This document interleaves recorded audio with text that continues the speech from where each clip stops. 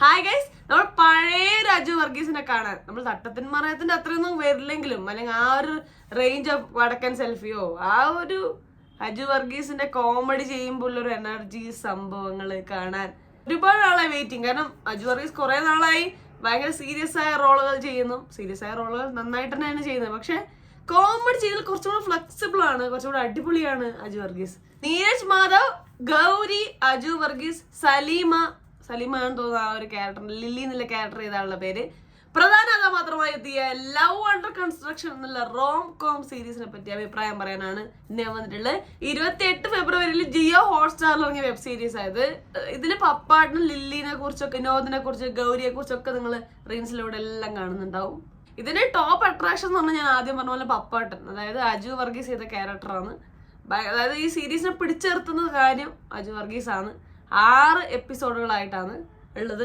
6ഉം വളരെ ചെറിയ എപ്പിസോഡുകൾ, അതായത് 30 മിനിറ്റ് താഴേക്കുള്ള വളരെ ചെറുത്. എന്നുവെച്ചാൽ ബോറടിപ്പിക്കില്ല എന്നുള്ളൊരു കാര്യമാണ് ഞാൻ പറഞ്ഞു വരുന്നത്. കുറെ നാളായി നമ്മൾ നീരജിനെ സ്ക്രീനിൽ ഇങ്ങനെ കണ്ടിട്ട്, അതായത് RDX ഒക്കെ കുറച്ച് സീരിയസ് ആയ ഒരു ക്യാരക്ടറാണ്. ഇതങ്ങനെയല്ല, കുറച്ച് കോമഡി എന്നാൽ ഭയങ്കര മെച്ചുവറായിട്ട് അഭിനയിച്ചിട്ടുണ്ട്. എന്ന് വെച്ചാൽ മുന്നേ നമ്മൾ കണ്ട നീരജിന്റെ ആക്ടിങ് ഒരുപാട് മാറിയിട്ടുണ്ട്. നന്നായിട്ട് ആ വിനോദ് എന്നുള്ള ക്യാരക്ടറിനെ എടുത്ത് ചെയ്തിട്ടുണ്ട്. നമുക്ക് ഭയങ്കര റിലേറ്റബിൾ ആവുന്ന ഒരുപാട് സിറ്റുവേഷൻസും കാര്യങ്ങളും ഒരുപാട് സീരീസിലുണ്ട്. നമ്മൾ പൈപ്പിൻ ചോട്ടിലെ പ്രണയം എന്നുള്ള സിനിമയിലൊക്കെ നീരജിനെ കാണുമ്പോൾ കുറച്ചൊരു സീരിയസ് റൊമാൻറ്റിക് ഒരു ക്യാരക്ടറായിരുന്നു. അതിനൊക്കെ ഭയങ്കര ട്രാൻസ്ഫോം ആയിട്ട് ഉള്ളൊരു അഭിനയമായിട്ട് തന്നെയാണ് നീരജ് ഇതിൽ വന്നിട്ടുള്ളത്. അടിപൊളിയായി ചെയ്തിട്ടുണ്ട്. പിന്നെ ഗൗരി എന്നുള്ള ക്യാരക്ടറിൽ ചെയ്യുന്നത് ഗൗരി തന്നെയാണ്. ഗൗരി നന്നായി ചെയ്തിട്ടുണ്ട്. അതുപോലെ തന്നെ ലില്ലി എന്നുള്ളൊരു ക്യാരക്ടർ ചെയ്യുന്ന സലീമ എന്നാണ് തോന്നുന്നു പേര്, അവരും കിടിലായി ചെയ്തിട്ടുണ്ട്. ഈ സീരീസിന്റെ പോസ്റ്ററും കാര്യങ്ങളൊക്കെ കാണാൻ നമ്മൾ പ്രതീക്ഷിക്കുന്നത് നീരജും ഗൗരി ആയിട്ടുള്ള പ്രണയമാണ്. പക്ഷെ ആ ഒരു പ്രണയം ഉണ്ട്, അത് തന്നെയാണ് മെയിൻ സ്ട്രീം പ്രണയം എങ്കിൽ പോലും ഒരു സംഭവം, ഒരു കിടിലം പ്രണയം നമുക്ക് ഇന്ന് കിട്ടും. അതാണ് ഈ സീരീസിന്റെ സ്റ്റോളിംഗ് പാർട്ട്. സത്യം പറഞ്ഞാൽ അവർ തമ്മിലുള്ള പ്രണയമാണ് കൂടുതൽ എൻഗേജിങ്. കാരണം 2 വിരുദ്ധമായ ക്യാരക്ടറാണ് ഈ പപ്പാട്ടനും ലില്ലിയും. ടോട്ടലി അവർ തമ്മിൽ യാതൊരു തരത്തിലുള്ള കണക്ഷനും ഇല്ല. അപ്പൊ അവർ തമ്മിലുള്ള കോൺഫ്ലിക്ട്സ് ഒരുപാടുണ്ടായിരുന്നു. അവർ തമ്മിലുള്ള ഒരു റിലേഷൻ ഫോം ചെയ്യുന്നതും അതിന്റെ ചില കോൺഫ്ലിക്ട്സുകളും അതിന്റെ ഇടയിൽ വരുന്ന ചെറിയ ചെറിയ കോമഡീസും ഭയങ്കര അടിപൊളിയായിരുന്നു. അത് ശരിക്കും പറഞ്ഞാൽ വിനോദും ഗൗരി ആയിട്ടുള്ള പ്രണയത്തിനേക്കാളും ബ്യൂട്ടിഫുൾ ആയിരുന്നു. ശരിക്കും വിനോദും ഗൗരി ആയിട്ടുള്ള പ്രണയമൊക്കെ എസ്റ്റാബ്ലിഷ് ചെയ്യുന്നുണ്ട് ഫസ്റ്റ് എപ്പിസോഡിലും, നല്ല വൃത്തി തന്നെ ചെയ്യുന്നുണ്ട്. പക്ഷെ എവിടെയോ നമുക്ക് അതിന്റെ ഒരു കണക്ടിവിറ്റി അത്ര ഒരു മിസ്സിംഗ് ആയിട്ട് എനിക്ക് തോന്നി. അത് എനിക്കൊരു എഴുത്തിലുള്ള ഒരു പ്രശ്നമായിട്ടാണ് എനിക്ക് തോന്നുന്നത്. അത് സ്ക്രിപ്റ്റിൽ കുറച്ചുകൂടെ കൊണ്ടുവരായിരുന്നു. കാരണം അവർ ഈ 2 ക്യാരക്ടറും ഭയങ്കര സിമിലർ ആണ്. അവരുടെ ഇഷ്ടങ്ങള്, അവരുടെ ആഗ്രഹങ്ങള്, അവർ ചെയ്യുന്നത് എല്ലാം ഭയങ്കര സിമിലർ ആണ്, ലൈക്കാണ്.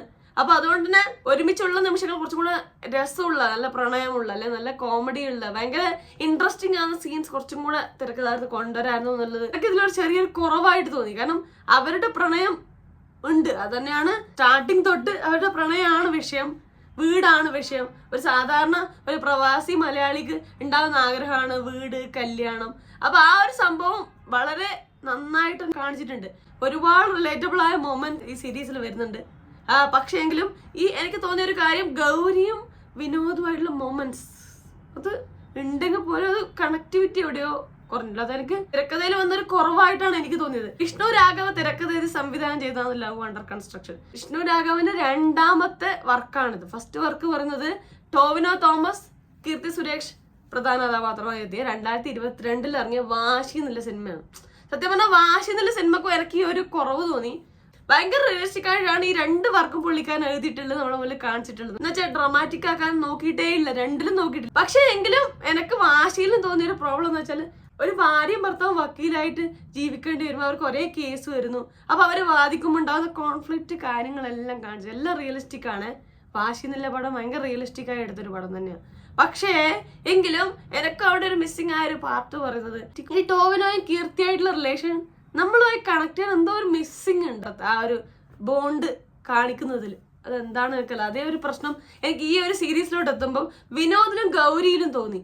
ഉറപ്പായിട്ട് ക്യാരക്ടേഴ്സ് അലൈക്ക് ആണെങ്കിൽ, സിമിലർ ആണെങ്കിൽ, അവർ തമ്മിൽ ഉറപ്പായിട്ട് നല്ല കോമഡി മൊമെന്റ്സ് ഉണ്ടാവും. അവർ രണ്ടാളും ഈക്വലി എൻജോയ് ചെയ്യുന്ന മൊമെന്റ്സ് ഇഷ്ടംപോലെ ഉണ്ടാവും. അത് സീരീസിൽ കുറച്ചുകൂടെ കൊണ്ടുവരാമായിരുന്നു എന്ന് എനിക്ക് തോന്നി. ഇവിടെ പപ്പാട്ടനും ലില്ലി ആയിട്ട് സ്വഭാവത്തിൽ ഭയങ്കര ഡിഫറൻസ് ഉള്ളതുകൊണ്ട് ഒരുപാട് കോമഡി സിറ്റുവേഷൻസ് നമ്മൾ കാണുന്ന ഒരു പ്രേക്ഷകർക്ക് ഉണ്ടാവും. അതുപോലെ തന്നെ അവർ തമ്മിൽ പരസ്പരം ഇഷ്ടപ്പെടുമ്പം ഉണ്ടാവുന്ന അവർ തമ്മിലൊരു സ്നേഹം സംഭവങ്ങൾ, അങ്ങനെ അവരുടെ ക്യാരക്ടർ അങ്ങനെ ആയതുകൊണ്ട് തന്നെ അവരുടെ ലവ് സ്റ്റോറി കുറച്ചും കൂടെ രസകരമായിരുന്നു. അതുപോലെ അജു വർഗീസ് കിടിലായി അഭിനയിച്ചിട്ടുണ്ട്. അതിലുപരി ക്യാരക്ടർ എഴുതിയിരിക്കുന്നത് അവരുടെ ഒരു മൊമെന്റ്സ് എല്ലാം കിടിലായിട്ടുണ്ട്. റൈറ്റിങ്സ് എനിക്ക് കുറച്ചും കൂടെ അവരുടെ റിലേഷൻ ബിൽഡ് ചെയ്താണ് ഇഷ്ടപ്പെട്ടത്. 6 എപ്പിസോഡായിട്ടാണ്. അതിൽ ഫസ്റ്റിലാണ് വിനോദിന്റെ ഗൗരീന്റെ ലൈഫ് കാണിക്കുന്നതൊക്കെ ഫസ്റ്റിലാണ്. സെക്കൻഡിൽ എപ്പിസോഡ് എത്തുമ്പോഴാണ് ഈ വിനോദ് പപ്പാടിനെ മീറ്റ് ചെയ്തത്. എനിക്ക് പേഴ്സണലി ഫീൽ ചെയ്തത് അതിനുശേഷമാണ് സീരീസ് കുറച്ചും കൂടെ എൻഗേജിങ് ആയി രസകരമായി മാറിയത്. ഈ പപ്പാട്ടനും വിനോദുമായിട്ടുള്ള റിലേഷൻ, അതായത് ആ ഒരു കസിൻ റിലേഷൻ കണക്ഷൻ, ആ റിലേഷൻ അടിപൊളിയായിരുന്നു. നന്നായി കാണിച്ചിട്ടുണ്ട്. നന്നായിട്ട് നീരജും അതുപോലെ തന്നെ അജു വർഗീസും ചെയ്തിട്ടുണ്ട്. ആ ക്യാരക്ടർ അവർ തമ്മിലുള്ളൊരു ഫ്രണ്ട്ഷിപ്പും അവർ തമ്മിലൊരു ബോണ്ടിങ്ങും ഒക്കെ നമുക്ക് സ്ക്രീനിൽ ഫീൽ ചെയ്യുന്നുണ്ടായിരുന്നു.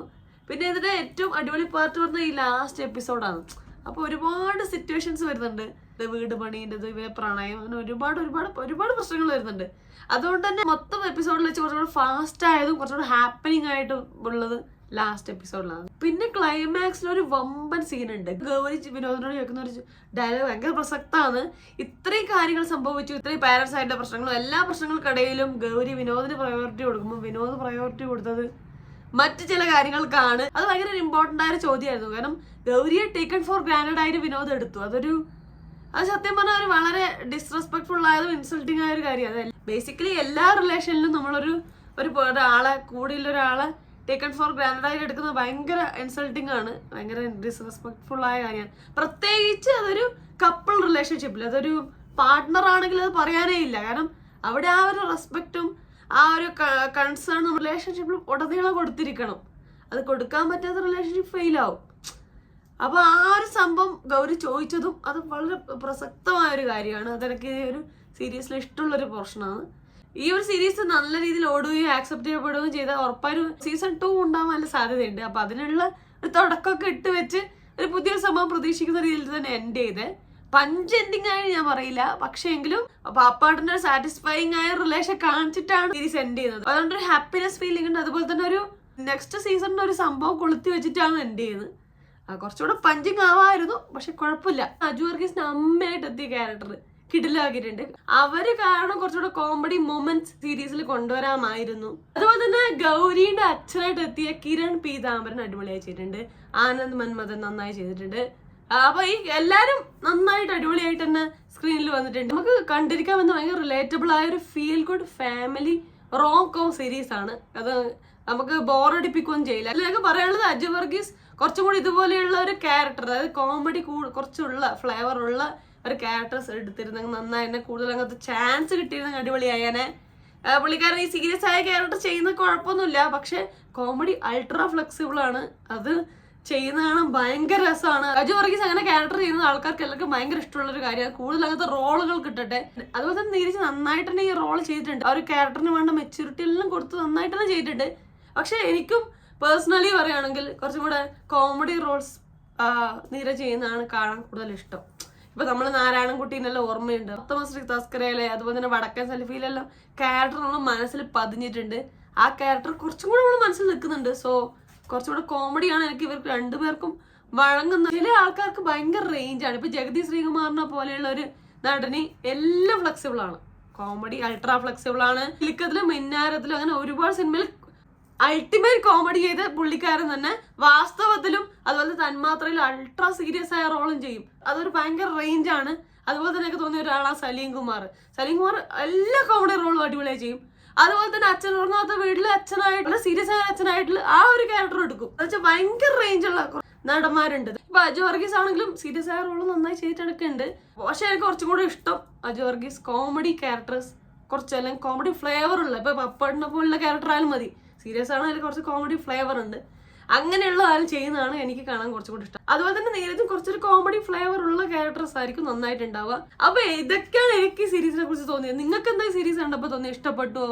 കാണണമെന്നുണ്ടോ? നിങ്ങൾക്കെല്ലാം റിലേറ്റബിൾ ആയ കാര്യങ്ങളുണ്ടോ?